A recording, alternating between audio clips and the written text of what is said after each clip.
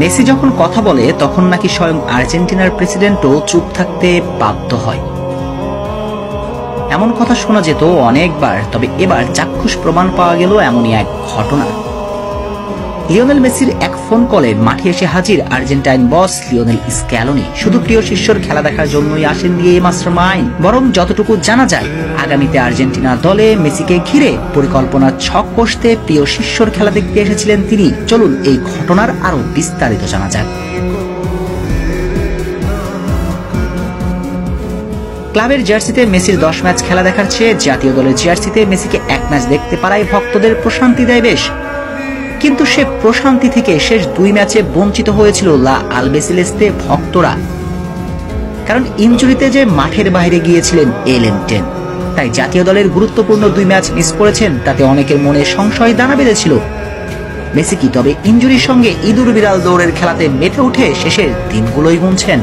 এমন প্রশ্ন যখন চারদিকে ডানা মেলেছে, তখন ইনজুরি থেকে ফিরে ইন্টার মায়ামির জার্সিতে এমএলএসে মাঠে নামেন। গোল করে ভক্তদের আশ্বস্ত করেছিলেন তিনি ফুরাননি, বরং নিজেকে নতুনভাবে মেলে ধরার জন্য সর্বোচ্চ চেষ্টা চালিয়ে যাচ্ছেন। আগামী বিশ্বকাপ পর্যন্ত তিনিই থাকবেন আকাশ নীলদের স্বপ্ন সারথি। আর মেসির পারফরম্যান্সে এমন ইঙ্গিত পাবার পরে আর্জেন্টাইন বস লিওনেল স্ক্যালোনি মেসির সঙ্গে কথা বলেছেন। আর আর্জেন্টাইন ক্যাপ্টেন ফোন কলে লিওনেল স্ক্যালোনিকে আমন্ত্রণ জানান কনকাকাফের কোয়ার্টার ফাইনালের গুরুত্বপূর্ণ ম্যাচ মাঠে এসে দেখার জন্য। আর মেসির আমন্ত্রণে সাড়া দিবেন না স্ক্যালোনি, এমনটা তো হতেই পারে না। তাই প্রিয় শিষ্যর খেলা দেখার জন্য হাজির হন স্টেডিয়ামে। গ্যালারিতে বসে মেসির খেলা উপভোগ করতে দেখা যায় আর্জেন্টাইন ভদ্রলোককে। অবশ্য আর্জেন্টাইন কোচের উপস্থিতির দিনে মাঠের ফুটবলের সময়টা ভালো কাটেনি আর্জেন্টাইন অধিনায়কের। তার দল হেরে বসে 1-0 ব্যবধানে, যেখানে মেসির অবশ্য খুব একটা দায়ও ছিল না, কেননা মেড ইন পিঙ্কদের গোলকিপার শিশুসুলভ ভুল না করলে প্রতিপক্ষের মাঠ থেকে 1 পয়েন্ট নিয়েই ফিরতে পারত তারা, কিন্তু শেষ পর্যন্ত আর সেটা হয়ে ওঠেনি। তবে মেসির দল ম্যাচ হারলেও দ্বিতীয় হাফে একাধিকবার ম্যাজিক ম্যান রূপে আবির্ভাব হয়েছিল লিওর, আর এটাই যথেষ্ট মেসিকে ঘিরে স্ক্যালোনির আগামীর পরিকল্পনা সাজানোর জন্য।